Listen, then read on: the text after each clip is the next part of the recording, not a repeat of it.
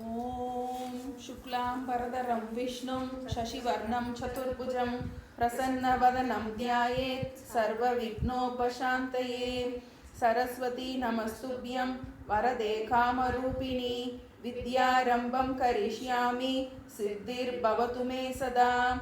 गुरुर्ब्रह्मा गुरुर्विष्णुः गुरुर्देवो महेश्वरः गुरुसाक्षात् परं ब्रह्म तस्मै श्रीगुरवे नमः। मूकं करोति वाचालं पङ्गुं लङ्घयते गिरिं यत्कृपातमहं वन्दे பரமானந்தமாதவம். தியான ஸ்லோகம் சாண்டிங். நான் ஒருக்கு சொல்கிறேன், நீங்கள் ரிப்பீட் பண்ணுங்க. ஓம் ஸ்ரீ கிருஷ்ணாய பரமாத்மனே நமः. ஓம் ஸ்ரீ கிருஷ்ணாய பரமாத்மனே நமः.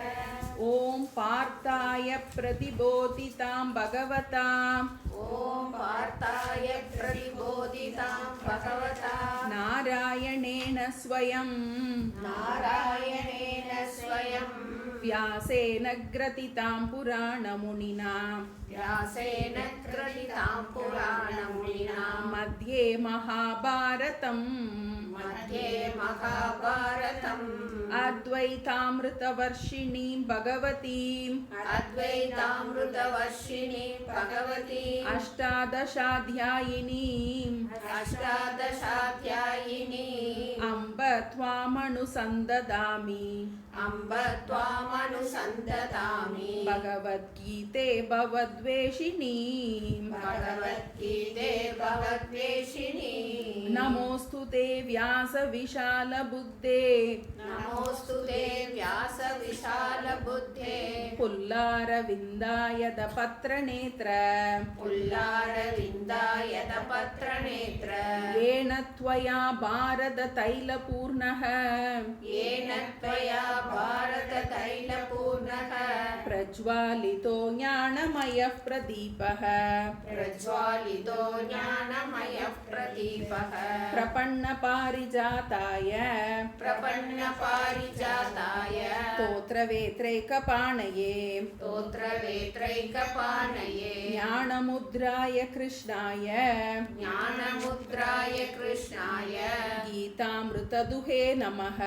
गीतामृतदुहे नमः. सर्वोपनिषदो गावः. सर्वोपनिषदो गावः. दोग्धा गोपालनन्दनः.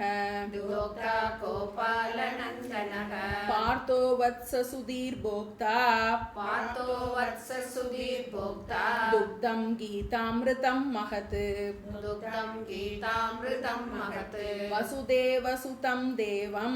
वसुदेवसुतं देवं. कंसचाणूरमर्दनं. कंसचाणूरमर्दनं. देवकी परमानन्दं. देवकी परमानन्दं. कृष्णं वन्दे जगद्गुरुं. कृष्णं वन्दे जगद्गुरुं. भीष्मद्रोणतटा जयत्रतजला. भीष्मद्रोणतटा जयत्रतजला. गान्धारनीलोत्पला. गान्धारनीलोत्पला.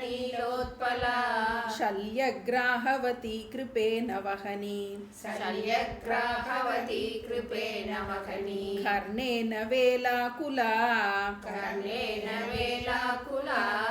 अश्वत्थामविकर्णघोरमकरा.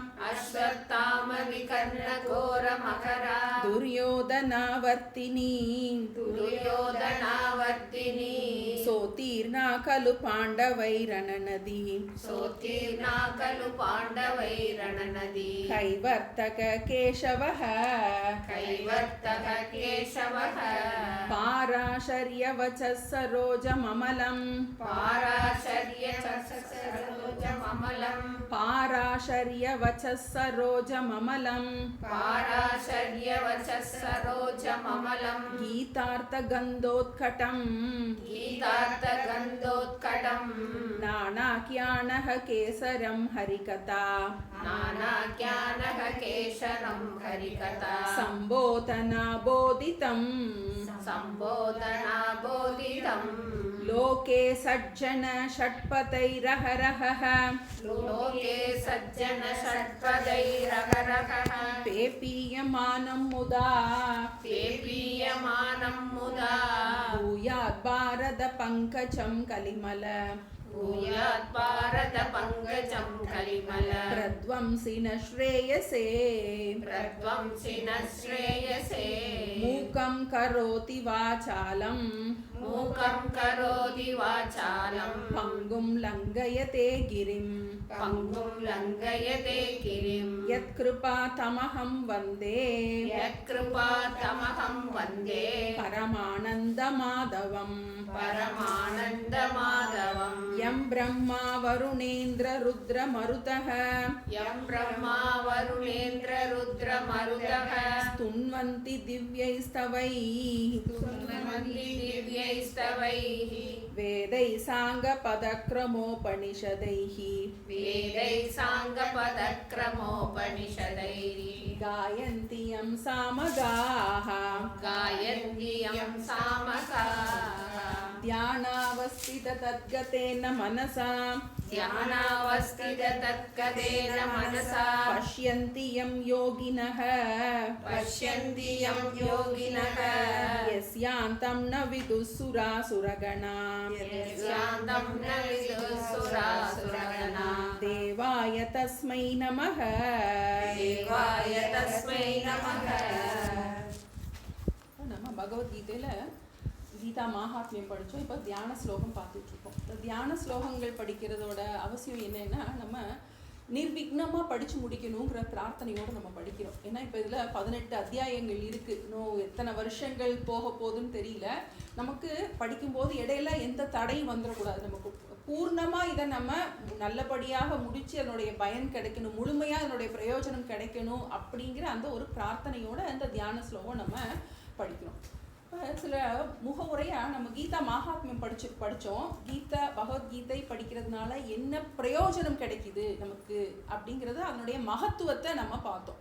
அதில் தராதேவி, அதாவது பூமாதேவி மகாவிஷ்ணு கிட்ட கேட்குறா, நான் இந்த பிராரப்தத்தை இந்த மனுஷ சரீரத்தில் இந்த துன்பத்தை எப்படி நான் கடக்கிறது, இந்த துன்பத்திலிருந்து எப்படி நான் விடுபடுவது அப்படிங்கிறதுக்கு உபாயத்தை கேட்குறான். அப்போ அதுக்கு மகாவிஷ்ணு சொல்கிறாரு, நீ பகவத்கீதையை நீ சதா அபியாசம் பண்ணிக்கிட்டே இருந்தீனா, உன்னுடைய வாழ்க்கையை கீதை மயமாக ஆக்குனினா உனக்கு இந்த துக்கத்திலிருந்து நீ பரிபூர்ணமாக விடுதலை அடையலாம் அப்படின்னு சொல்லிட்டு ஒரு உதாரணம் சொன்னார். தாமரை இலை தண்ணீர் போல.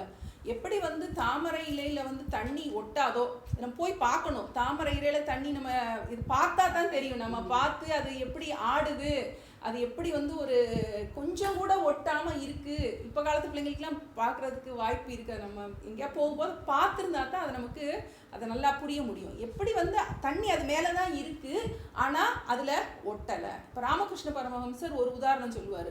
பலாப்பழத்தை நறுக்கும் போது நீ கையில் நல்லா எண்ணெய் பூசிட்டினா அது என்ன பண்ணாது, பிசின் உன்னைய ஒட்டாது.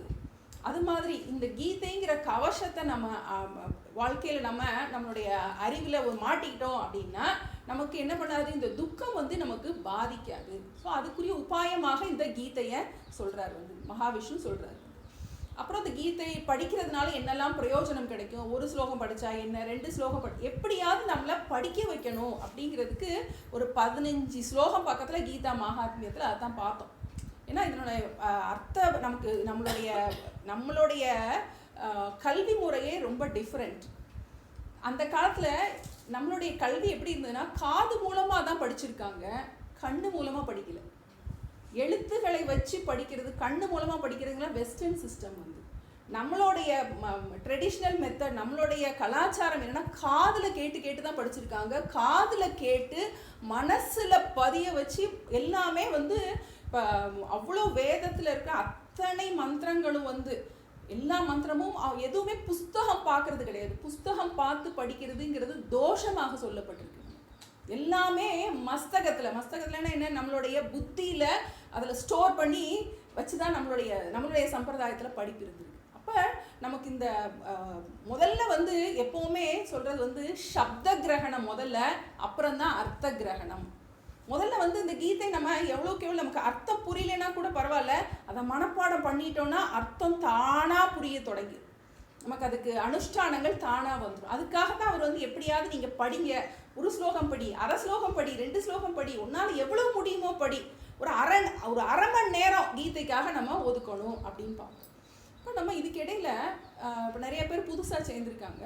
கொஞ்சம் முகவுரையாக கொஞ்சம் நம்மளுடைய எதுக்காக படிக்கிறோம் அப்படிங்கிறது எல்லாத்தையும் தெரிஞ்சுக்கிறதுக்காக இப்போ முதல்ல நமக்கு ஒரு விஷயம் நம்ம நல்லா புரியணும்.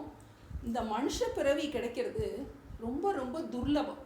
இது நமக்கு முதல்ல நமக்கு எப்போவுமே நம்ம கையில் இருக்கிற அந்த சொத்தோட மதிப்பு நமக்கு தெரியணும். இப்போ நம்ம ஒரு ஒரு ஒரு வைரக்கல்லை கையில் வச்சுக்கிட்டு அதை ஒரு கண்ணாடி குண்டுன்னு நம்ம நினச்சிட்டு இருந்தால் அது மாதிரி முட்டாள் எதுவுமே கிடையாது.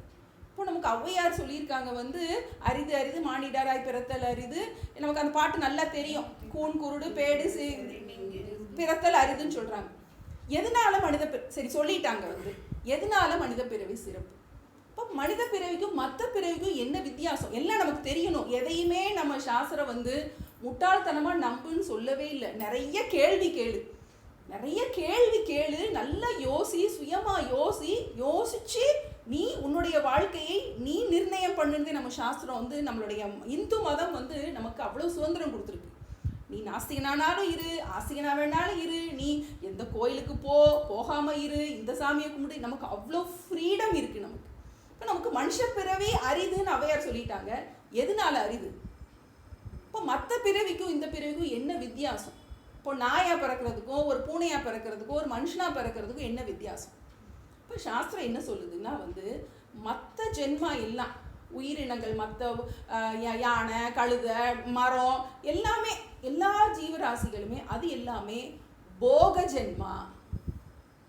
அது எல்லாமே போக ஜென்மா. அதாவது இப்பனுடைய இந்த சரீரத்தில் செய்கிற அந்த புண்ணிய பாபங்களை கழிப்பதற்காக அந்த சரீரம் நமக்கு கிடைக்கின்றது. அந்த சரீரத்தில் புதிதாக நம்ம புண்ணிய பாபம் பண்ண முடியாது. அந்த சரீரத்துக்கு வேற புண்ணிய பாபம் என்ன பண்ண முடியாது. இப்போ நம்ம புண்ணியத்துக்கு தக்கபடி ஒரு நாயா பிறக்கனாலும் ஒரு கோடீஸ்வர வீட்டில் நாயா பிறப்போம். நாயா பிறக்கிறதுல என்ன இருக்கும்? அப்படி இல்லாட்டி ஒரு சேரியில் கிடக்கிற நாயா பிறப்போம். பாவம் புண்ணியம் குறையா இருந்துச்சு. நமக்கு இந்த புண்ணிய பாபம்ங்கிறது ரொம்ப முக்கியம். ஏன்னா அந்த புண்ணிய பாபத்தில் அந்த விசுவாசம் இருந்தால் தான் மனுஷன் தப்பு பண்ண மாட்டான். இப்போ நம்ம நினைக்கிறோம் நம்ம நல்லா இருக்கோம்னு நினைக்கிறோம். அடுத்த பிறவி எப்படி இருக்கும்னு தெரியாது.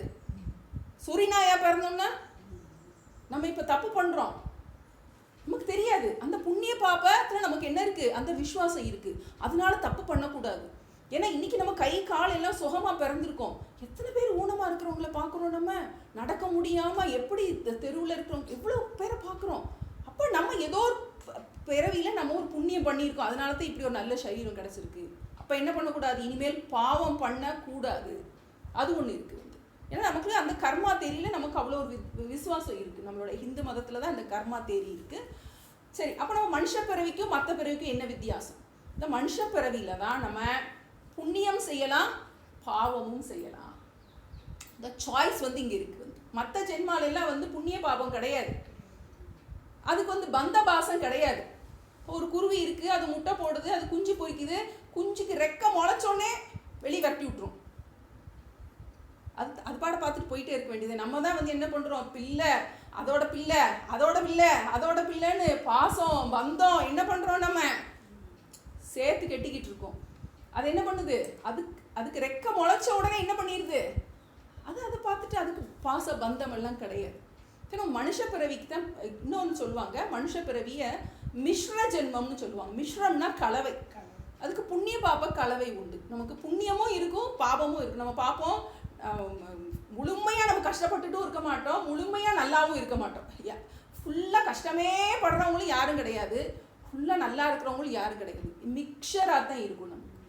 இப்போ எதனால் அந்த மனுஷ பிறவி நமக்கு வந்து ரொம்ப அவசியம், ரொம்ப முக்கியமாக சொல்லப்படுதுன்னா, நமக்கு இந்த கர்மா தேரி நம்ம சொல்கிறோம். பிறந்து நம்ம மாணிக்க வாசகத்தில் படிக்கிறோம். நமக்கு புல்லாய் பூடாய் புழுவாகி மரமாகி பல்விருகமாகி பறவையாய் பாம்பாகி எல்லா பிறப்பும் பிறந்து இழைத்தேன் நம்ம சொல்கிறோம். அப்போ இந்த பிறவி சுழல் சக்கரம் இருக்கிறது நமக்கு ஒரு இதெல்லாம் நமக்கு சாஸ்திரம் சொல்கிறதுல சாஸ்திரத்தில் விசுவாசத்தினால் நம்ம நம்புகிறோம். நீ போய் பார்த்தியா அப்படின்லாம் நமக்கு கிடைக்காது. நம்ம ஒரு பார்க்குறோம், ஒரு குழந்தை வந்து ஹாஸ்பிட்டலில் ஒரு நல்ல ஒரு 5 ஸ்டார் ஹோட்டலில் பிறக்குது, இன்னொரு பிள்ளை குப்பை தொட்டியில் பிறக்குது. அப்போ நம்ம இதை பார்த்து அனுமானம் பண்ணுறோம். இப்போ இதுக்கு ஒரு காரணம் இருக்கணும்.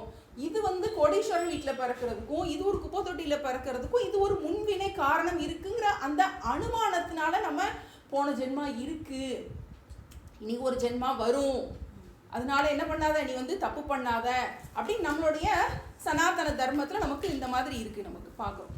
அப்போ இந்த மனுஷ பிறவியோட முக்கியத்துவம் அப்படின்னு பார்க்கும்போது இதில் நம்ம என்ன பண்ணுறோம், இந்த பிறவி பிறந்து நம்ம பிறந்துட்டோம், அவ்வளோ கஷ்டங்கள் இருக்குது நமக்கு. இன்றைக்கி நல்லா இருப்போம்னு பார்க்குறோம், அடுத்த கஷ்டம் வருது. இன்றைக்கி நல்லா இருப்போம்னு பார்க்குறோம், அடுத்த கஷ்டம் வருது. இப்படி என்ன பண்ண போர்க்களமாகவே இருக்குது. அப்போ ஒரு பாயிண்டில் நம்ம வந்து யோசிக்க தொடங்குவோம், அப்போ போதும் பிறந்தது, எல்லா பிறப்பும் பிறந்து இழைத்தேன், எனக்கு பிறவி வேண்டாம், பிறவாமை வேண்டும் அப்படின்னு ஒரு காலத்தில் நம்ம என்ன பண்ணுவோம், நல்லா அட்டிப்பட்டு மித்திப்பட்டு வாழ்க்கையில் ஓரத்துக்கு ஓடி போனோடனே எதுவும் வேண்டாம், எனக்கு பிறவி வேண்டாம் அப்படிங்கிற விவேகம் வர தொடங்குது. அப்போ அந்த பிறவி வேண்டாம் அப்படின்னா வந்து அதுக்கு இந்த மனுஷ பிறவியில் மட்டும்தான் என்ன பண்ண முடியும், பிரயத்தனம் எடுக்க முடியும். இப்போ இந்த மனுஷ பிறவி அப்போ எதுக்கு முக்கியம், பிறவாமை வேண்டும் என்றால் அதுக்கு ஒரு மனுஷ பிறவி வேண்டும். இப்போ நமக்கு இனிமேல் பிறவி சூழல்ல இருந்து, ஏன்னா தெரியாது அடுத்த பிறவி எங்கே பிறப்போன்னு தெரியாது, யார் புருஷனா வருவான்னு தெரியாது, யார் அம்மாவா வருவான்னு தெரியாது, யார் பிள்ளைகளா வருவான்னு தெரியாது, எந்த குப்பையில் போய் பறப்போன்னு தெரியாது, மனுஷ பிறவியிலே நான் சொல்கிறேன் நான் வந்து. அப்போ நமக்கு இதெல்லாம் வந்து அன்சர்டன் நமக்கு. அப்போ இப்போ நமக்கு என்ன கையில் இருக்குது, நமக்கு இந்த பிறவி ஒன்று இருக்குது. இந்த பிறவி என்ன செய்யணும், நம்ம வந்து நல்ல விதமாக பயன்படுத்தணும். எதுக்காக பயன்படுத்தணும், இனி பிறவாமைக்காக பயன்படுத்தணும். அப்போ நமக்கு அடுத்து பிறவாமைனா என்ன, இதை நம்ம பற்றி அடுத்து விசாரம் பண்ணுவோம். இதுக்கிடையில் பரமார்த்தானந்த சாமிஜி ஒரு கதை சொன்னாங்க. இந்த கதை ரொம்ப நல்ல கதையாக இருக்குது, சில பேர் தெரிஞ்சிருக்கலாம் இந்த கதை. ஒரு ஒரு ஒரு நாடு இருக்குது, அந்த நாட்டில் ஒரு சிஸ்டம் வச்சுருக்காங்க, வந்து யாருனாலும் ராஜாவாக வரலாம். அந்த நாட்டில் இவங்க தான் அவங்க தான் கிடையாது, எலெக்ஷன் அதெல்லாம் ஒன்றும் கிடையாது, இது வாரிசு அரசியலும் கிடையாது, யாருனாலும் ராஜாவாக வரலாம். ஆனால் ஒரு கண்டிஷன், அந்த ராஜாவாக இருக்கிறவர் 5 வருஷம் தான் அங்கே ராஜாவாக இருக்க முடியும். நல்லா அவர் வந்து என்ன பண்ணலாம், எல்லா சுகபோகங்களும் அனுபவிக்கலாம். 5 வருஷத்துக்கு அப்புறம் அங்கே ஒரு பெரிய நதி ஓடுது, வந்து அந்த நதிக்கு அந்த பக்கத்தில் ஒரு பெரிய காடு. 5 வருஷம் ராஜாவாக இருக்கலாம். 5ஆவது வருஷம் முடிஞ்ச உடனே என்ன பண்ணுவாங்க, அந்த காட்டில் கொண்டு போய் விட்டுருவாங்க. வந்து அங்கே புலி மிருகம்லாம் இருக்கும், அவ்வளோதான், அவன் அங்கே போய் சாக வேண்டியதுதான். இதுதான் சிஸ்டம். யாருனாலும் வரலாம், இந்த 5 வருஷத்து ராஜபோக வாழ்க்கைக்கு ஆசைப்பட்டு யாருனாலும் வரலாம். அப்படி இருக்கும்போது இதான் அங்கே சிஸ்டம். கடைசி நாள் அங்கே கொண்டு போய் விட்டுருவாங்க. அப்போ ஒரு ஆள் வந்து நான் இந்த வாட்டி நான் ஏன் டர்ன் நான் வர்றேன்னு சொல்லிட்டு வர்றேன். இப்போ பொதுவாக என்ன ஆகுமானா வந்து முதல்ல 2 வருஷம் ரொம்ப சந்தோஷமாக இருப்பாங்களா, 3ஆவது வருஷம் ரொம்ப ரொம்ப சந்தோஷமாக இருப்பாங்களா, 4ஆவது வருஷமே அந்த ராஜாவுக்கு கொஞ்சம் சோகம் வர தொடங்கிடும். 5ஆவது வருஷம் கடைசி நாள் என்ன ஆகும்னா கதற அந்த ஆளு நான் வரலைன்னு சொல்ல கொண்டு போய் எல்லாரும் கொண்டு போய் அங்கே கொண்டு போய் விட்டுருவாங்களாம். இதுதான் நடக்கும். இப்போ இந்த ராஜா என்ன பண்ணாரா, முதல் 3 வருஷம் ஒரு கடைசி நாள் ஆகுதான் ரொம்ப சந்தோஷமா இருக்காராம். 3 வருஷம் நல்லா இருந்தாரா, 4ஆவது வருஷம் ரொம்ப சந்தோஷமா இருந்தாரா, 5ஆவது வருஷம் ரொம்ப ரொம்ப சந்தோஷமா இருந்தாரா. அப்புறம் கடைசி நாள் வந்து எல்லாரும் பார்க்குறாங்களா, இவர் இருந்தாலும் இன்னும் இந்த ராஜா அழுவ மாட்டேங்கிறாரே, எல்லாரும் வேண்டான்னு என்னை விட்டுருவாங்களாம் வந்து. அப்போ அவர் சொன்னாரா, நான் வந்து என்னை வந்து நீங்கள் கொண்டு போய் விட வேண்டாம், என்னோட ராஜ்யத்திலேருந்து என்னை கூப்பிட்றது பெரிய கப்பல் வரும் அப்படின்னாரு.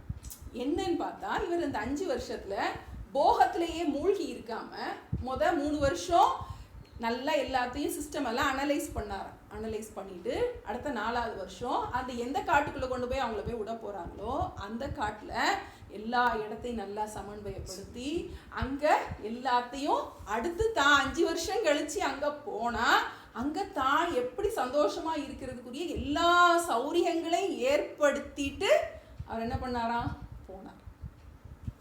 அப்போ அவர் வந்து இருக்கும்போது ராஜாவா, இங்கே 5 வருஷம் ராஜாவா இருக்கும்போதும் சந்தோஷமாக இருந்தார், அதுக்கப்புறமும் அங்கே போய் என்னவா இருந்தார், சந்தோஷமாக இருந்தார். இப்போ இதுதான் புத்திசாலி ராஜா.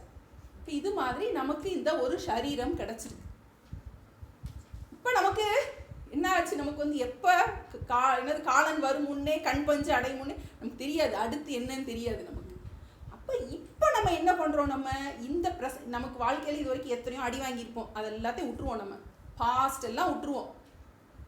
இப்போ நம்ம இந்த நிகழ்காலத்தை எப்படி நம்ம பயன்படுத்த போகிறோம், ஏன்னா இந்த நிகழ்காலத்தை, நம்மளுடைய வருங்காலம் என்பது இந்த நிகழ்காலத்தை நாம் எப்படி பயன்படுத்துகின்றோம் என்பதை பொறுத்து இருக்கின்றது.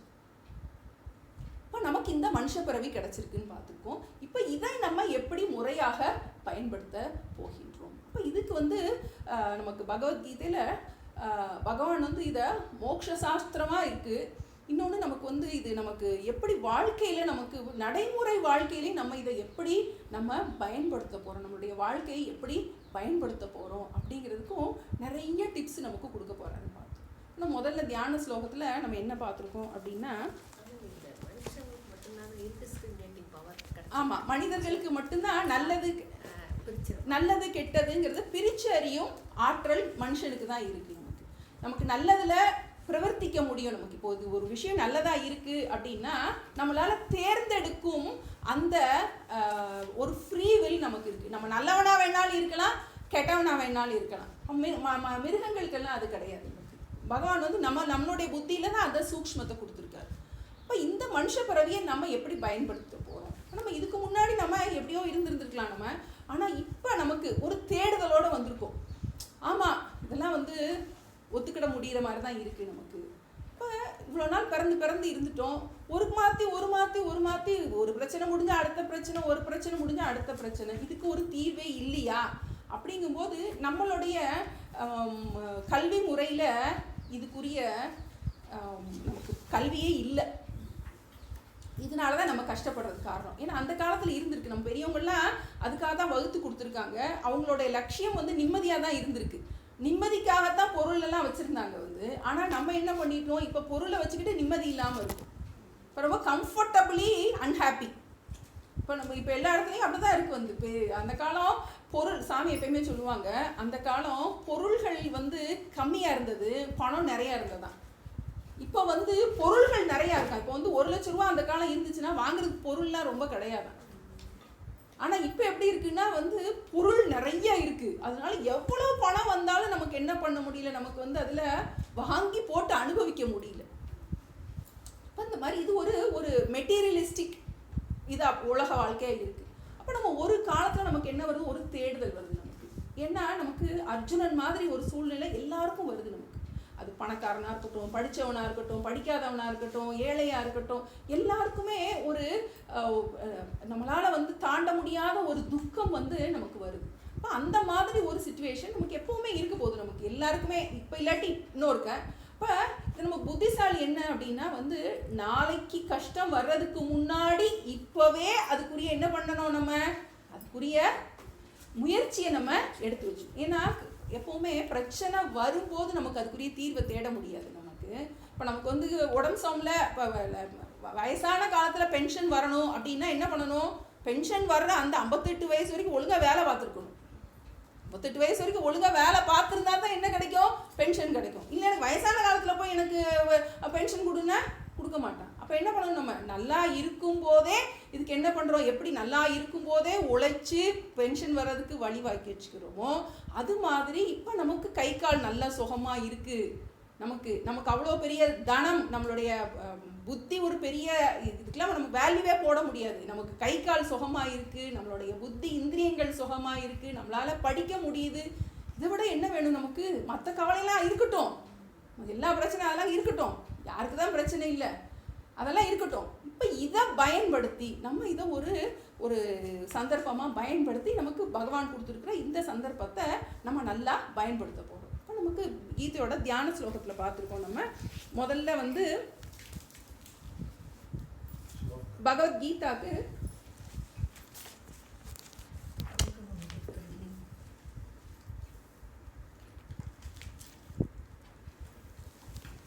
முதல்ல என்னது நமக்கு வந்தது, பகவத்கீதைக்கு நமஸ்காரம் ஒரு தாயாக வர்ணிக்கப்பட்டதுன்னு பார்த்தோம். அப்புறம் அடுத்தது வியாசருக்கு நமஸ்காரம் பண்ணப்பட்டது, அப்புறம் கிருஷ்ணருக்கு நமஸ்காரம் பண்ணப்பட்டது. அப்புறம் என்ன பண்ணாரு, 6வதுல ஒரு பகவத்கீதையை, அதை யுத்தத்தையே ஒரு நதியாக சொன்னாருன்னு பார்த்தோம். அதில் இருக்கிற ஒரு நதியில் இருக்கிற ஒரு துன்பத்தையும் அந்த கௌரவர்கள் இருக்க ஒவ்வொருத்தரையா சொன்னாருன்னு பார்த்தோம். ஆனால் அவ்வளோ பெரிய அந்த நதியை கிருஷ்ணன் என்கின்ற படகோட்டி இருந்ததுனால அவங்க என்ன பண்ணிட்டாங்க, ஜெயிச்சாங்க அப்படின்னு சொன்னார். அப்புறம் அடுத்து மகாபாரதத்துக்குரிய நமஸ்காரம் சொல்லப்பட்டது. அடுத்து இப்போ 8வது ஸ்லோகம் பார்த்துட்டு இருக்கோம். அதை நம்ம இன்னொருக்க நல்லா கொஞ்சம் ஆழமா பார்ப்போம்.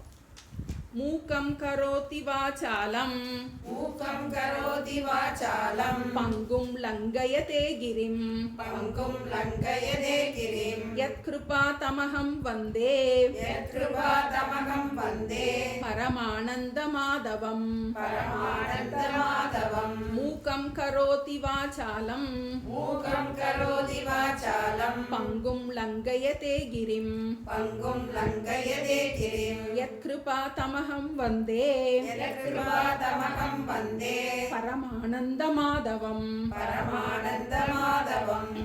நம்ம என்ன பார்த்தோம்? மூக்கம். மூக்கம்னா வாய் பேச முடியாதவன்.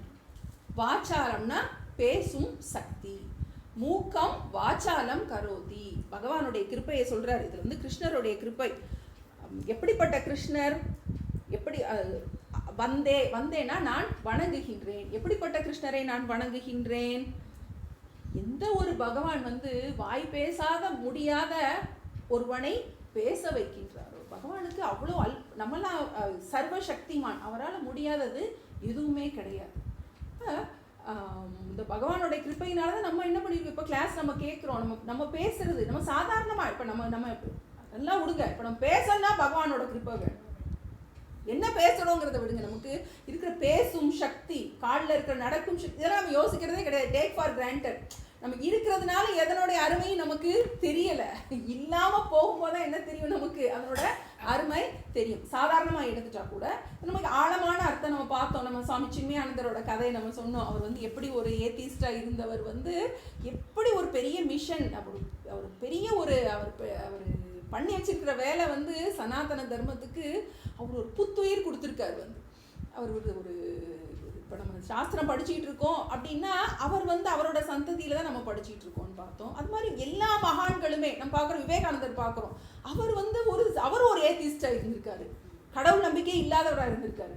கண்ணு முன்னாடி கடவுளை காட்டு அப்போதான் நம்புவேங்கிற மாதிரி அந்த அளவுக்கு அவர் என்ன பண்ணியிருக்காரு? உலகத்தையே வந்து அவர் என்ன பண்ணிட்டாரு? ஒரு உலகத்துக்கே ஒரு மாற்றம் கொண்டு வந்திருக்காரு. ஒரு he wrote like a line அப்படிம்பாங்க. வந்து அந்த சிகாகோ கான்ஃபரன்ஸில் வந்து அவர் வாய் திறந்து பிரதர்ஸ் அண்ட் சிஸ்டர்ஸ் ஆஃப் அமெரிக்கான்னு சொன்ன உடனே அமெரிக்காவில் இருக்க அத்தனை பேரும் வந்து கைத்தட்டினாங்க. அந்த ஒரு வார்த்தை, அந்த வாக்கில் இருந்தது யாரு? கிருஷ்ணர் தான் இருந்திருக்காரு. நம்ம எப்படி சொல்லுவோம்? நம்ம பகவான் தான் இருந்திருக்காரு. அவர் முன்னாடி அவர் அதில் படிக்கும்போது நமக்கு இருக்கும், அவருக்கு அவ்வளோ பயமாக இருந்துச்சு. சிகாகோ கான்ஃபரன்ஸில் அவர் போய் பேச போகும்போது, ஏன்னா அதுக்கு முன்னாடி அவர் பேசினதே கிடையாது. அவ்வளோ பெரிய மகாசபை, அந்த மகா சபையில் பேசுறதுக்கு அவர் டர்ன் வரும்போது அவர் சொன்னாலும், இல்லை நான் அடுத்து பேசுகிறேன், நம்மளாம் இருப்போட காம்படிஷன் நம்மள மாதிரி தான் இருந்திருக்காரு. வந்து அப்போ நான் அடுத்து பேசுகிறேன் அப்படின்னு சொல்லியிருக்காரு. வந்து ஆனால் அவர் டர்ன் வரும்போது அப்படி சரஸ்வதியை பிரார்த்தனை பண்ணிட்டு, அப்படி சரஸ்வதி நீ தான் என்னுடைய நாக்கில் வந்து வெளிப்படணும்னு அந்த ஒரு பிரார்த்தனை. அதுதான் நம்மளுடைய மூக்கம் வாச்சாலம் கரோத்தி. பேசாதவனை அதுக்கப்புறம் உலகம் ஃபுல்லாக அவருடைய வார்த்தையை கேட்டிருக்கு. அவர் இருந்தது வரைக்கும் இப்போவும் அதை படித்தாலே நமக்கு வந்து அவ்வளோ ஒரு கரண்ட் பாஸ் பண்ணுற மாதிரி அவ்வளோ ஒரு சக்தி அவருடைய வார்த்தைகளில் இருக்குது. அது யார் உள்ளேருந்து அதை இயக்குனது? யார்? அந்த பரம்பொருள். ஸோ அதான் மூக்கம் வாச்சாலம் கரோதி. கிரிம் பங்கும் லங்கயத்தே. கிரினா மலை. ஒரு முடவனை மலையை தாண்டக்கூடியது. நம்ம எப்படி எடுத்துருக்கோம்? அதை வந்து ஒரு சம்சாரம், ஒரு பெரிய நம்மளால் தாண்ட முடியாத ஒரு கஷ்டத்தை கூட பகவானோட கருணையினால், எந்த கிருஷ்ணனுடைய அருளினால் நம்ம இந்த பெரிய இந்த சம்சாரத்தை தாண்ட போகின்றோமோ, இந்த மனுஷ பிறவியை நன்றாக பயன்படுத்தி பிறவையற்ற நிலையை நாம் எந்த கிருஷ்ணனால் நாம் அடைய போகின்றோமோ அந்த பகவானுக்கு நமஸ்காரம். யத் கிருபா தமஹம் வந்தே பரமானந்த மாதவம். தவன கணவன், மாதவம்னா லக்ஷ்மி, மானா லக்ஷ்மி, லக்ஷ்மியினுடைய கணவனாகிய அந்த பரமானந்த ஆனந்த ஸ்வரூபமான அந்த சச்சிதானந்த ஸ்வரூபமான அந்த பரம்பொருளை, அந்த ரூபமாகவும் நம்ம எடுத்துக்கலாம், அரூபமாகவும் எடுத்துக்கலாம். அப்படிப்பட்ட அந்த பரம்பொருளை நான் வணங்குகின்றேன். நம்ம கிளாஸில் டெய்லி படிக்கும்போது முதல்ல இந்த ஸ்லோகத்தை சொல்லிட்டு படிப்போம். மூக்கம் கரோதி வாசாலம் மூகம் கரோதி வாசாலம் பங்கும் லங்கயதே கிரிம் பங்கும் லங்கயதே கிரிம் யத் கிருபா தமஹம் வந்தே யத் கிருபா தமஹம் வந்தே பரமானந்த மாதவம் பரமானந்த அடுத்தது இப்போ 9வது ஸ்லோகம்.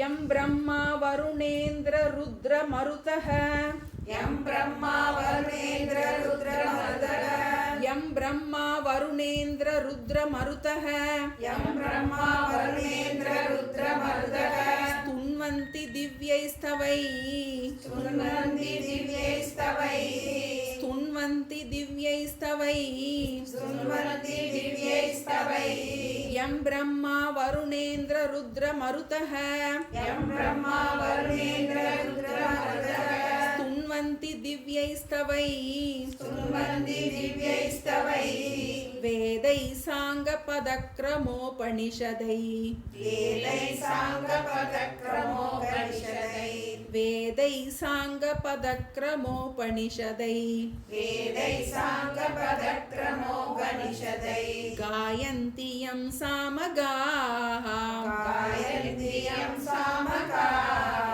காயந்தி யம் சாமகாः காயந்தி யம் சாமகாः வேதை சாங்க பதக்ரமோபனிஷதை வேதை சாங்க பதக்ரமோபனிஷதை காயந்தி யம் சாமகாः காயந்தி யம் சாமகாः ध्यानावस्थित तद्गतेन मनसा ध्यानावस्थित तद्गतेन मनसा ध्यानावस्थित तद्गतेन मनसा ध्यानावस्थित तद्गतेन मनसा पश्यन्ति यं योगिनः पश्यन्ति यं योगिनः पश्यन्ति यं योगिनः पश्यन्ति यं योगिनः यस्यान्तं न विदुः सुरासुरगणा यस्यान्तं न विदुः सुरासुरगणा यस्यान्तं न विदुः सुरासुरगणा यस्यान्तं न विदुः सुरासुरगणा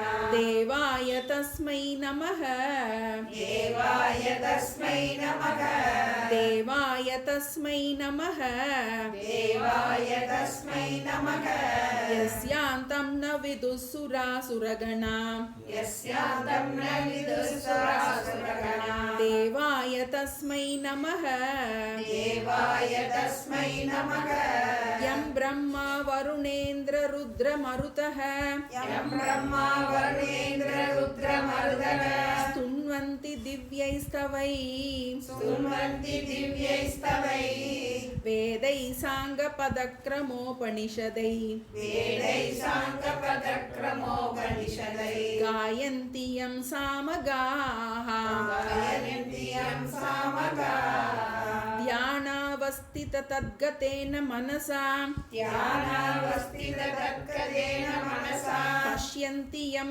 योगिनः पश्यन्ति यं योगिनः यस्यान्तं न विदुः सुरासुरगणा यस्यान्तं न विदुः सुरासुरगणा देवाय तस्मै नमः देवाय तस्मै नमः இதுவும் நமக்கு தஸ்மை நமக அந்த பரம்பொருளுக்கு நமஸ்காரம். இப்போ இதில் வந்து நமக்கு உருவமாகவும் எடுத்துக்கலாம், அருவமாகவும் எடுத்துக்கலாம், காரிய பிரம்மமாகவும் எடுத்துக்கலாம், காரண பிரம்மமாகவும் எடுத்துக்கலாம். தேவாய தஸ்மை நமக அந்த அறிவே வடிவமான அந்த பகவானுக்கு நமஸ்காரம். எப்படிப்பட்ட பகவான் அப்படிங்கிறத சொல்லிட்டு வர்றாரு.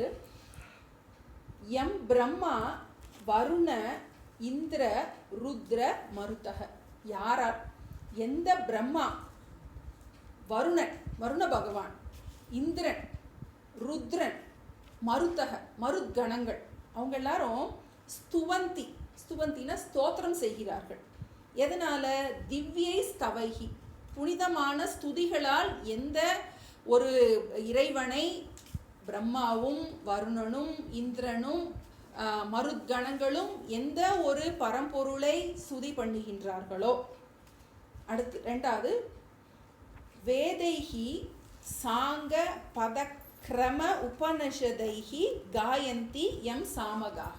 இப்போ அந்த பிரம்மா வருணன் ருத்ரன் மருத் அவங்கெல்லாம் வந்து தேவர்கள். தேவர்கள் எல்லாம் எந்த பரம்பொருளை ஸ்துதிக்கின்றார்களோ. இப்போ அடுத்த வரியில வைதிகர்கள் வேதம் அறிந்தவர்கள் அவங்க என்ன பண்றாங்க? சாங்க பத கிரம உபனிஷதைஹி. சாங்கம்னா 6 அங்கம் உடையது. வேதத்தில் 6 அங்கம் இருக்குன்னு நம்ம பார்க்குறோம்.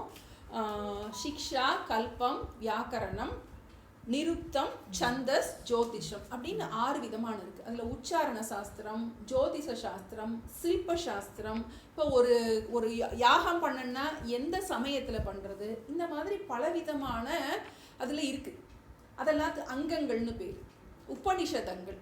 அப்போ வேதம் படித்தவங்க என்ன பண்ணுறாங்க, பகவானை தனக்கு தெரிஞ்ச மொழியில் அவங்க என்ன பண்ணுறாங்க, சாமகாகனா சாம வேதத்தினால் அவங்க என்ன பண்ணுறாங்க, பகவானை வேதத்தினால் அவங்க துதிக்கின்றார்கள். அடுத்தது என்ன பண்ணுறாங்க, யோகிகள். 3வது வரியில் யோகிகள் என்ன பண்ணுறாங்க அப்படின்னா, தியானாவஸ்தித தத்கதேன மனசா பஷ்யந்தி யம் யோகினக. யோகிகள் என்ன பண்ணுறாங்க, தங்களுடைய தியானத்தில் அந்த இறைவனை தங்களுடைய மனசில் என்ன பண்ணுறாங்க, அவங்க பஷ்யந்தி பார்க்கின்றார்கள். மனக்கண்ணில் வச்சு என்ன பண்ணுறாங்க, அவங்க தியானம் பண்ணுறாங்க.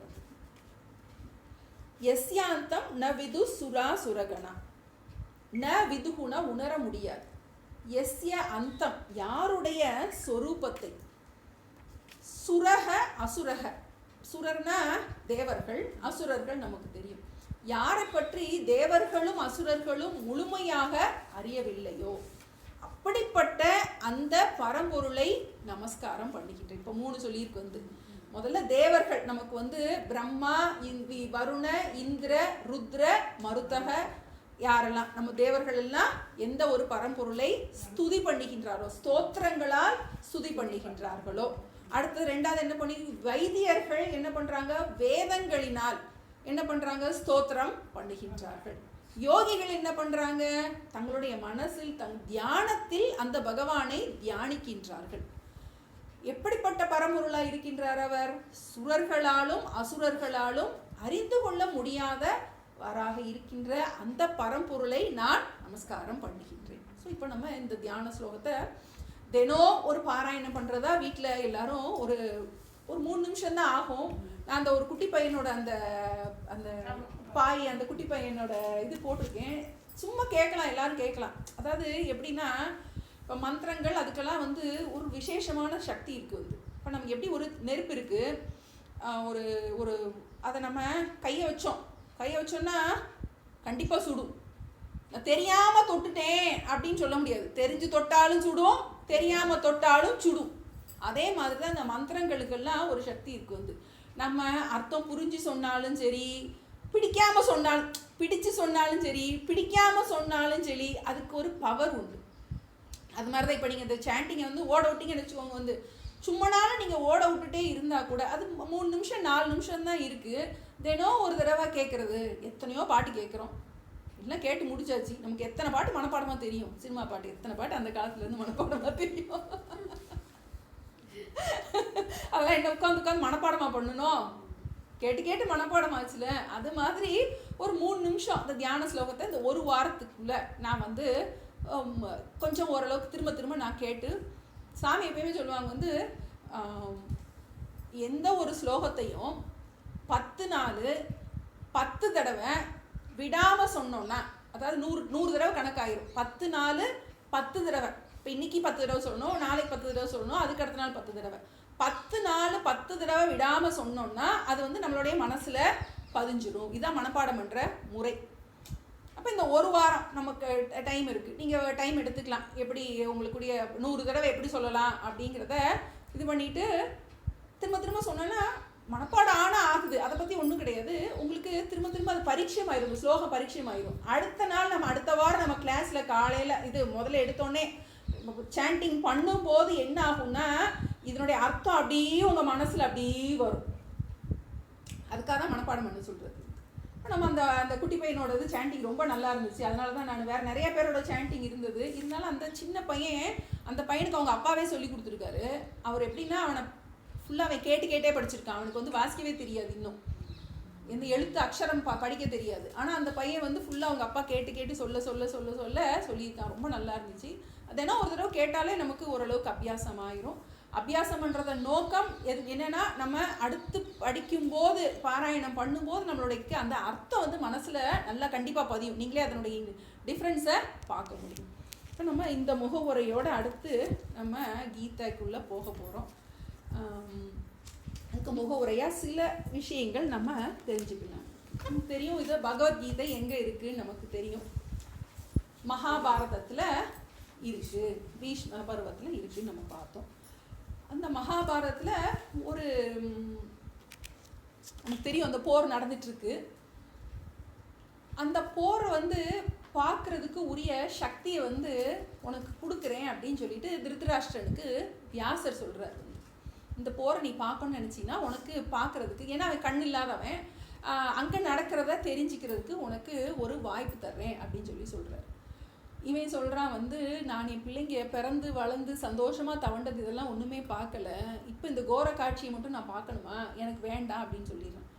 அப்போ அவர் சொல்கிறாரு, அப்போ இவன் சொல்கிறான் யாராவது ஒருத்தருக்கு உனக்கு அங்கே நடக்கிறத தெரிஞ்சுக்கிறதுக்கு மாதிரி ஒரு ஆளுக்கு நான் கொடுக்குறேன் அப்படின்னு சொன்னோடனே திருதராஷ்டிரனுடைய அந்த தேரோட்டி, அவன் பேர் சஞ்சயன்னு பேர். அந்த சஞ்சயனுக்கு இந்த தூர்தர்ஷன் இதுல தான் நமக்கு பேர் வச்சிருக்கு. தூர தர்ஷனம், தூரத்துல இருக்கிறதை தர்ஷனம் பண்றது. அந்த காலத்துல இதெல்லாம் இருந்திருக்கு. நம்ம இப்ப லைவ் டெலிகாஸ்ட் அது இதெல்லாம் நம்ம சொல்றோம், இப்ப நம்ம விஞ்ஞானத்தினால சொல்றோம். அந்த காலத்துல அவங்க ஆத்ம பலத்தினால இதெல்லாம் வந்து அவங்களுக்கு சர்வசாதாரணமா இருந்திருக்கு. அப்ப அவங்க சஞ்சயனுக்கு வந்து இந்த சக்தியை கொடுக்குறேன் அப்படின்னு சொல்றாரு. அப்போ சஞ்சயனுக்கு எதனால கொடுக்குறாரு, எதனால சஞ்சயனுக்கு கொடுக்குறாரு அப்படிங்கும்போது, சஞ்சயன் அப்படின்னாக்கு அவனோட பேரே வந்து சம்யக் ஜித்தவான் இத்தி சஞ்சயக. அவன் வந்து ராகத்வேஷத்தை முழுமையாக ஜெயித்தவனா. ஏன்னா இப்போ நம்மளாம் இருக்கோம் வந்து இப்போ ஒரு விஷயம் நடந்திருக்கலாம், அதை நம்ம இன்னொருத்தர்கிட்ட எடுத்து சொல்லும்போது என்ன ஆகும்னா நம்மளுடைய சேர்த்து சொல்லுவோம். வந்து அங்கே ஒன்று நடந்திருக்கும், அவன் வந்து அதனால தான் அப்படி சொன்னா அப்படின்னு சொல்லுவோம். நம்ம ஒரு விஷயம் நடந்திருக்கும், நடந்த விஷயத்த மட்டும் சொல்லாமல் நம்மளுடைய சொந்த சாகித்யத்தெல்லாம் என்ன பண்ணுவோம், உள்ளே சேர்த்து சொல்லுவோம். இப்போ இவனுக்கு வந்து ராகத்வேஷம் கிடையாது. இன்னொன்று சஞ்சயனுக்கு வந்து இன்னொரு சக்தியும் சேர்த்து கொடுக்குறாரு பகவான். வந்து அந்த யார் இருக்காங்களோ அவங்களுடைய மனசில் இருக்கிற அதையும் தெரிஞ்சுக்கிற சக்தியும் சேர்த்து கொடுக்குறாங்க. அர்ஜுனன் மனசுல என்ன இருக்கு, திருதராஷ்டிரன் மனசுல என்ன இருக்கு அப்படின்னு அதையும் சேர்த்து கொடுக்குறாரு. அதுதான் வந்து அவனுக்கு, ஏன்னா அவனுக்கு ராகத்வேஷமற்ற பார்வை, அவன் அப்படியே ரிப்போர்ட்டர். அவன் வந்து அதை தான் நினைக்கிறதெல்லாம் சேர்த்து எழுதுறது கிடையாது. வந்து ஜஸ்ட் அப்படியே அவன் என்ன சொன்னாரோ அதை அப்படியே ரிப்போர்ட் பண்ணுறான். அப்புறம் இந்த விஷயம் வந்து நமக்கு மகாபாரத இதில் நடக்குதுன்னு நம்ம பார்க்குறோம். குருக்ஷேத்திரத்தில் நடக்குது. குருக்ஷேத்திரத்தில் 10 நாள் கழிச்சு தான் திருதராஷ்டிரன் கேட்குறானா. நம்ம நினைக்கிறோம், நான் நினச்சேன் நான் அப்போவே லைவாக நடக்கிறத சொன்னார். இப்போ சாமி சொல்கிறாங்க வந்து 10 நாளுக்கு அப்புறம் திருதராஷ்டிரன் வந்து கேட்குறான்னா சஞ்சயர்கிட்ட, அங்கே போர்க்களத்தில் என்ன நடந்துச்சு, என்ன நடந்துகிட்ருக்கு அப்படின்னு கேட்கும்போது அதுக்கப்புறம் தான் சஞ்சயர் சொல்கிறதாக அது சொல்கிறார். இதில் முதல் அத்தியாயம் நமக்கு பேர் வந்து அர்ஜுன விஷாத யோகம். அர்ஜுன விஷாத யோகம். யோகம்னா தலைப்பு, விஷாதம்னா துக்கம். துக்கம்னா துக்கம் வெளிப்படுகின்றது. இப்போ நமக்கு வந்து உள்ள மனசுக்குள்ள இருக்கிறதுக்கு மனசுக்குள்ள துக்கம் இருந்தால் அதுக்கு பேர் சோகம்னு பேரா. அந்த துக்கம் வெளிப்பட்டுச்சுன்னா அதுக்கு பேர் விஷாதம். நம்ம பார்க்குறோம், நமக்கே ரொம்ப எப்போ துக்கம் வெளிப்படும்னா நம்மளும் இவ்வளோ அமைக்க வச்சு பார்ப்போம். நம்மளும் இந்தா பொறுத்துக்கிடுவோம் அந்த பொறுத்துக்கிடுவோம், அப்படி வெளியே தெரியாமல் வச்சுருப்போம் நம்ம விஷயத்தை. அப்புறம் ஒரு பாயிண்டில் நமக்கு வெளியே வந்தோடனே என்ன ஆகும், நமக்கு வெடிச்சிருவோம். நம்ம என்ன பண்ணுன்னு தெரியாமல் அந்த மாதிரி என்ன ஆயிரும் நமக்கு. அது மாதிரி தான் இங்கே அர்ஜுனனுக்கு ஆகும். அவன் துக்கத்தை வெளிப்படுத்துகின்றான். என்ன பண்ணனே தெரியல அவனுக்கு. அது மாதிரி ஒரு சிச்சுவேஷன்ல அர்ஜுன விஷாத யோகம், அதான் அர்ஜுனுடைய துக்கம் வெளிப்படுகின்ற அந்த அத்தியாயம். நமக்கு இந்த அத்தியாயத்தில் நமக்கு அர்ஜுனனோட துக்கத்தோட வெளிப்பாடு இருக்கு. நமக்கு உண்மையிலேயே இந்த பகவத்கீதையோட உபதேசம் வந்து 2வது அத்தியாயத்திலிருந்து 11வது ஸ்லோகத்திலிருந்து தான் தொடங்குது. அதுக்கு முன்னாடி ஒரு ஃபஸ்ட்டு சாப்டர் வந்து ஒரு இன்ட்ரடக்ஷனாக தான் இருக்குது. 2 விதத்துக்காக இந்த இன்ட்ரடக்ஷன் கொடுத்துருக்க தான் சொல்கிறாங்க. ஒன்று, அர்ஜுனனுடைய துக்கத்தை வர்ணிப்பதன் மூலமாக நம்ம எல்லாரோட துக்கமும் இதில் வர்ணிக்கப்பட்டிருக்கு. அவன் கஷ்டப்பட்டான்னா நமக்கு என்ன வரப்போகுது, நமக்கு இது அவன் கஷ்டத்தை தெரிஞ்சு நமக்கு என்ன ஆக போகுது இல்லையா? அப்ப துக்கம் அப்படிங்கிறதுடைய அந்த வர்ணனம் சொல்லப்பட்டிருக்கு. ஏன்னா இப்ப நமக்கு எல்லாருமே இருக்கோம், துக்கத்துக்கு காரணம் வேறாக இருக்கலாம். ஒவ்வொருத்தருக்கும் துக்கம் காரணமா, துக்கத்துக்குரிய ரீசன், அதுக்குரிய காரணம் வேறையா இருக்கலாம். ஆனா துக்கம்ங்கிறது சாமானியம், எல்லாருக்கும் பொதுவானது. அது இல்லாதது யாருமே கிடையாது. ஒருத்தருக்கு உலகத்தினால உறவுகள்னால இருக்கலாம், ஒருத்தருக்கு ஆரோக்கியத்தினால இருக்கலாம், ஒருத்தருக்கு பணத்தினால இருக்கலாம், எத்தனையோ இருக்கலாம். நமக்கு உறவுகள்லையும் இந்த உறவு அந்த உறவு போட்டுக்கலாம் நமக்கு ஆனா துக்கத்துக்கு காரணம் வேறாக இருந்தாலும் துக்கம்ங்கிறது ஒண்ணு. அதனால அந்த பொதுவான அந்த துக்கத்துக்கு பேர் தான் சம்சாரம்னு சொல்றோம். நம்ம சம்சாரம் அப்படின்னா என்ன? சம்சாரத்துக்கு நிறைய மனைவி கிடையாது நமக்கு. சம்சாரம்னா நம்ம பிறந்து பிறந்து இறக்கிறத சம்சாரம்னு சொல்றோம். பொதுவா சம்சாரம் அப்படின்னா நமக்கு ஆள் மனசுல இருக்கின்ற ஒரு அதிருப்திக்கு பேர் சம்சாரம். அதிருப்தி, நமக்கு துக்கத்துக்கு காரணம் என்ன? ஏதோ ஒரு அதிருப்தி இருக்கு, ஏதோ ஒண்ணு நம்ம நினைச்சபடி நடக்கல, அதை தான் நமக்கு என்ன பண்றோம், சம்சாரம்னு சொல்றோம். அப்ப அதனுடைய நம்ம நினைச்சபடி நடக்கல, அதனுடைய காரணத்தை நம்ம என்ன பண்ண போறோம், ஆழமா உள்ள போய் தோண்ட போறாரு. நமக்கு எல்லாமே எதையுமே நம்ம என்ன பண்ண மேம்போக்கா நமக்கு அப்பப்ப டெம்பரரியா போட்டுக்கிற அனாசின் மாத்திரையோ நமக்கு இது மாதிரி கிடையாது, மெட்டாசின் பேராசிட்டமால் மாதிரி கிடையாது, நமக்கு டெம்பரரியா போட்டுக்கிற பெயின் கில்லர் மாதிரி கிடையாது நமக்கு. ஏன்னா சம்சாரத்தை ஒரு பவ ரோகமா தான் சொல்லியிருக்கு. ரோகம்னா என்னது, நோய், ஒரு நோயா தான் சொல்லியிருக்கு. இப்போ நம்ம அப்பப்போ முதல்ல எல்லாம் என்ன பண்ணுவோம், டாக்டர் போனோன்னே என்ன பண்ணுதுன்னு கேட்பாரு. முதல்ல மேம்போப்பா சிம்டம்ஸை வச்சு நம்ம ட்ரீட் பண்ணுவார். அப்புறமும் கேட்கலன்னா என்ன பண்ணுவார், போய் ஸ்கேன் எடுத்துகிட்டு வாங்க, போய் எக்ஸ்ரே எடுத்துகிட்டு வாங்க, பிளட் டெஸ்ட் எடுத்து, என்ன காரணம், மூல காரணம். இப்போ நம்ம என்ன பண்ண போகிறோம், இப்போ அர்ஜுனனுடைய துக்கத்தை நம்ம தெரிஞ்சு கொள்வதன் மூலமாக ஆழமாக நம்ம போய் எதனால கவலைப்படுறோம், துக்கம்னா என்ன, எதனால துக்கப்படுறோம், அப்படின்னா அந்த துக்கத்துக்கு நிவர்த்தி இருக்கா. இப்போ துக்க நிவர்த்தியை வேணும்னா நம்ம அதை நம்ம கையாள போகிறோம் அப்படின்னு நமக்கு வரி வரியாக நமக்கு எல்லாமே நம்ம லைஃபோட சேர்ந்தது. இது என்னமோ எப்பயோ நடந்தது அப்படிங்கிறது கிடையாது. நம்ம லைஃப்பில் இப்போ ப்ராக்டிக்கலாக, ஏன்னா நமக்கு ஏன் துக்கமே பெருசாக இருக்கும்போது நான் என்னத்தை வேறு எதை எனக்கு வேணும், நமக்கு இப்போ நம்மளுடைய பிரச்சனைக்கு ஒரு தீர்வு வேணும். இப்போ நம்ம ஏற்கனவே பார்த்துட்டோம், நளினி தலை அம்புவதுன்னு பார்த்தோம். தாமரை இலை தண்ணீர் போல் நமக்கு பிரச்சனை இருந்தாலும் அதில் என்ன பண்ண போகிறோம், நம்ம கல்லு முள்ளாக இருந்தால் கூட, வாழ்க்கை கல்லு முள்ளாக இருந்தால் கூட அதில் நமக்கு ஒரு செருப்பாக இந்த ஞானம் நமக்கு பயன்படுத்தப்படுகின்றது. இப்போ நம்ம பார்க்குறோம், இந்த குருக்ஷேத்திர யுத்தம், குருக்ஷேத்திரம் நமக்கு கௌரவர்கள் கிடையாது, கௌரவர்கள், குரு வம்சத்தை சேர்ந்த கௌரவர்கள். கௌரவர்கள்னு சொல்லும்போது பாண்டவர்கள், நமக்கு இவங்களை மட்டும் திருதராஷ்டிரனுடைய பையங்களை மட்டும் கௌரவர்கள்னு சொல்றோம். ஆனா ரெண்டு பேருமே கௌரவர்கள் தான். அவர்களை தார்தராஷ்டிராக, இவர்கள் பாண்டவாக அப்படி சொல்லலாம். குரு வம்சத்துல வந்தவங்க, பரத வம்சத்தில் வந்தவர்கள், குரு வம்சத்தில் வந்தவர்கள். இப்போ அவங்களுடைய இடமான அந்த குருக்ஷேத்திரத்துல இந்த போர் நடக்குது. குருக்ஷேத்திரம்ங்கிறது இப்பவும் இருக்கு, நமக்கு டெல்லி பக்கத்துல, சண்டிகார் பக்கத்துல இருக்கு. அங்க நிறைய தீர்த்தங்கள் இருக்கா, நிறைய பெரிய பெரிய, ஏன்னா அத்தனை சைன்யமும் அங்கே போர், இன்னும் பெரிய இடமா, நான் பார்த்தது இல்லை, நிறைய பேர் போயிருந்துருக்கலாம். அங்கே நிறைய யாகங்கள்லாம் செய்யப்பட்டிருக்கு அந்த காலத்தில். அந்த இடத்துல வச்சு பாண்டவர்களும் கௌரவர்களும் போர் பண்ணுறதுக்காக அங்கே சங்கமிச்சிருக்கின்றாங்க. இன்னைக்கு நம்ம முதல் ஸ்லோகத்தை மட்டும் படிச்சுக்கொள்ளணும். ஓம் ஸ்ரீ கிருஷ்ணாய பரமாத்மனே நமः. ஓம் ஸ்ரீ கிருஷ்ணாய பரமாத்மனே நமः. அத பிரதமோऽध्यायः. அத பிரதமோऽध्यायः. அர்ஜுன விஷாத யோகः. அர்ஜுன விஷாத யோகः. திருதராஷ்டிர உவாச்ச. திருதராஷ்டிர உவாச்ச. தர்மக்ஷேத்ரே குருக்ஷேத்ரே. தர்மக்ஷேத்ரே குருக்ஷேத்ரே. சமவேதாயுயுத்சவः. समवेदायुयुत्सवः.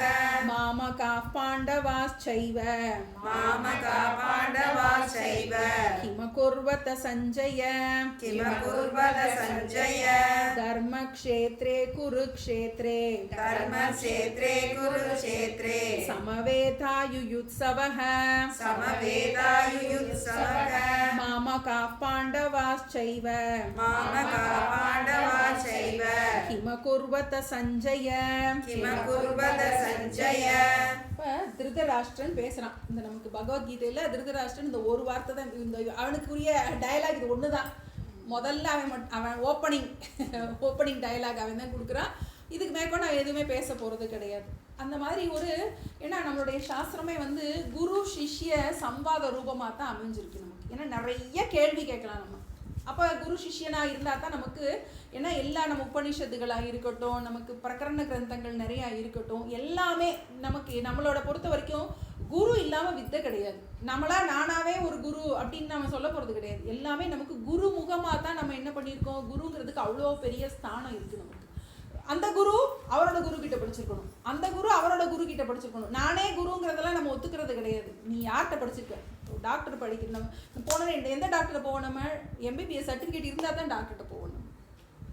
அப்படி இல்லாமல் சும்மா நானாக படிச்சிருக்கேன், நானாக வைத்தியம் பண்ணுறேங்கிறதெல்லாம் நம்ம என்ன பண்ண ஒத்துக்க மாட்டோம். அப்போ இது அந்த சாதா உடம்புக்கே எப்படின்னா நமக்கு இது பவரோகம், நம்மளுடைய சம்சார வியாதி. அப்போ அந்த மாதிரி நம்ம குரு இல்லாமல் நானாக படிக்கிறேங்கிறத நம்ம ஏற்றுக்கிறதே கிடையாது. இப்போ குரு சிஷ்ய சம்வாத ரூபமாக தான் இருக்குது. நம்ம பார்த்தோம் 2 விதத்துக்காக இந்த முதல் அத்தியாயம் சொல்லப்படுறதுன்னு பார்த்தோம்.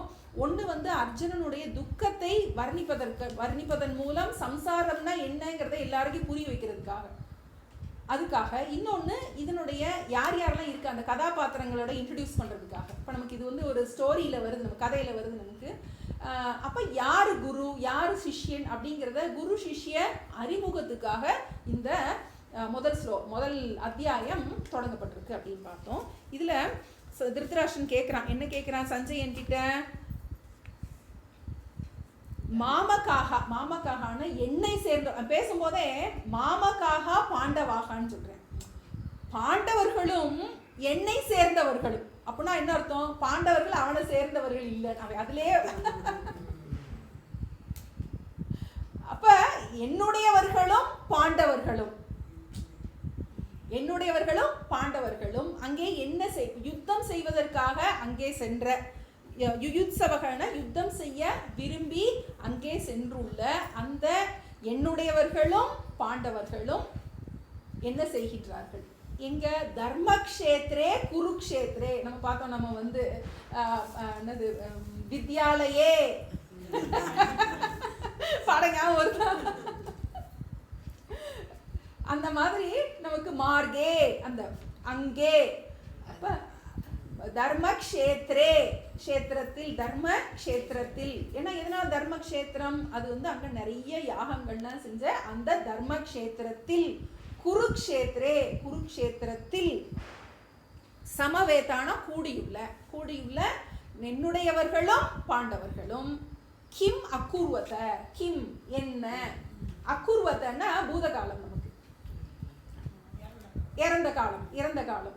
அப்ப அக்குர்வத்தை என்ன செய்தார்கள் அப்படின்னு சொல்லிட்டு கேட்குறான். இப்போ நமக்கு அடுத்ததுல சஞ்சயர் பதில் சொல்றத சஞ்சயர் அங்க இருக்கிறத வர்ணனையை கொடுக்குறதா இருக்கு. நம்ம அடுத்த வகுப்புல இருந்து நம்ம பார்ப்போம். இப்போ நம்ம இதுல ஒரு பிரார்த்தனை இருக்கு. தினம் நம்ம கிளாஸ் முடிக்கும் போது இதை சொல்லி முடிப்போன்னு பார்த்தது. இது ஒரு பாரத மாதாவுக்கு ஒரு நமஸ்காரம். ஏன்னா நம்மளுடைய சனாதன தர்மம் நம்மளுடைய தேசத்துக்கு அதனுடைய மகிமை நமக்கு ரொம்ப புரியணும். சாமி எப்பயுமே தேசமும் தெய்வீகமும் சேர்த்தேதே சொல்லுவாங்க. ஏன்னா நம்ம மனுஷ பிறவியோட சிறப்புன்னு பார்த்தோம். இன்னொன்று இந்த பாரத தேசத்தில் பிறக்கிறது அதை விட சிறப்பு. மனுஷனாக பிறந்தாலும் எப்படி நாயாக பிறந்தாலும் எப்படி ஒரு கோடீஸ்வர வீட்டு நாயாக பிறக்கணும் அப்படிங்கிறது மாதிரி மனுஷனாக பிறந்தாலும் இந்த பாரத பூமியில் பிறக்கிறது ரொம்ப விசேஷம் இருந்தால் தான் நம்ம இங்கே பிறக்க முடியும். ஏன்னா இது ரிஷிகள் பூமி. இந்த ரிஷிகள் நமக்கு காலங்காலமாக இந்த சொத்தை நம்மக்கிட்ட கொடுத்துட்டு போயிருக்காங்க. இப்போ இது எத்தனை படையெடுப்புகள் நடந்திருக்கு, இதெல்லாம் தாண்டி எத்தனையோ பேர் இந்த தர்மத்தை நமக்கு காப்பாற்றி கொடுத்துருக்காங்க. இப்போ இந்த தர்மத்தை காப்பாற்றி கொடுத்து அவங்களுக்கு நம்ம நன்றியோடு இருக்கணும். இன்னொன்று என்னென்னா இந்த தர்மத்தை நம்ம காப்பாற்றி நம்ம வரக்கூடிய இந்த அடுத்த தலைமுறைக்கு இந்த கிடைக்கணும், நமக்கு கிடைச்ச இந்த பேர் அவங்களுக்கும் கிடைக்கணும், அந்த ஒரு பிரார்த்தனையோட. ஏன்னா நமக்கு நன்றி மறக்கக்கூடாது. நம்ம இன்னும் இவ்வளோ பெரிய சொத்து நமக்கு கிடச்சிருக்கு, நம்ம படிச்சிருக்கோம், நம்ம இப்போ படிக்கிறதுக்கு ஒரு வாய்ப்பு இருக்குது, இனி வரப்போகின்ற தலைமுறைக்கும் என்ன இருக்கணும், இதனுடைய வாய்ப்பு கிடைக்கணும், இந்த தர்மம் என்றைக்கும் தலைத்து இருக்கணும். அதுக்காக இந்த ஒரு பிரார்த்தனை எனக்கு ரொம்ப பிடிச்சது. அதனால் இது தினம் நம்ம கிளாஸ் முடியும் போது நம்ம இந்த சாண்டிங் பண்ணிட்டு பண்ணுவோம். நான் சொல்ல நீங்கள் ரிப்பீட் பண்ணுவோம். நமஸ்தே சதா வத்சலே மாத்ருபூமே, நமஸ்தே சதா வத்சலே மாத்ருபூமே, त्वया हिन्दु भूमे सुखं वर्धितोऽहम्, त्वया हिन्दु भूमे सुखं वर्धितोऽहम्, महामङ्गले पुण्यभूमे त्वदर्थे, महामङ्गले पुण्यभूमे त्वदर्थे, पदत्वेषकायो नमस्ते नमस्ते, पदत्वेषकायो नमस्ते नमस्ते, प्रभो शक्तिमन् हिन्द राष्ट्राङ्गभूता, प्रभो शक्तिमन् हिन्द राष्ट्राङ्गभूता, इमे सादरं त्वां नमामो वयम्, इमे सादरं त्वां नमामो वयम्, त्वदीयाय कार्याय बद्धाकटीयम्, त्वदीयाय कार्याय बद्धाकटीयम्, शुभामाशिषं देहि तत्पूर्तये, शुभामाशिषं देहि तत्पूर्तये, अजय्याञ्च विश्वस्य देहीश शक्तिम्, अजयाञ्च विश्वस्य देहीश शक्तिम्, सुशीलं जगत्येन नम्रं भवेत्, सुशीलं जगत्येन नम्रं भवेत्, श्रुतं चैव यत्कण्टकाकीर्णमार्गम्, श्रुतश्चैव यत्कण्टकाकीर्णमार्गम्, स्वयं स्वीकृतं नः सुगं कारयेत्, स्वयं स्वीकर्णः स्वां कारयेत्, समुत्कर्षनिःश्रेयसस्यैकमुग्रम्, समुत्कर्षनिःश्रेयसस्यैकमुग्रम्, परं साधनं नाम वीरं व्रतम्, परं साधनं नाम वीरव्रतम्, त्वदन्तःस्फुरद्वक्षयाध्येयनिष्ठा, तदन्तःस्फुरद्वक्षयाध्येयनिष्ठा, हृदन्तः प्रजाद्गर्तु तीव्रानिशाम्, हृदन्तःप्रजाकर्तु तीव्रानिशाम्, विजेत्री च नः संकृता कार्यशक्तिर्, विजेत्री सरसंस्कृता कार्यशक्तिर्, विद्यायास्य धर्मस्य संरक्षणम्, विद्यायास्य धर्मस्य संरक्षणम्, परं वैभवं नेतुमेतत् स्वराष्ट्रम्, परं वैभवं नेतुमेतत्स्वराष्ट्रम्, समस्ता भवत्वाशिषा ते भृशम्, समस्ता भवत्वाशिषा ते भृशम्। भारत माता की जय, भारत माता की जय, भारत माता की जय। ॐ सर्वे भवन्तु सुखिनः, सर्वे सन्तु निरामयाः, सर्वे भद्राणि पश्यन्तु, मा कश्चित् दुःखभाग् भवेत्। ॐ शान्ति शान्ति शान्तिः। हरिः ॐ श्रीगुरुभ्यो नमः।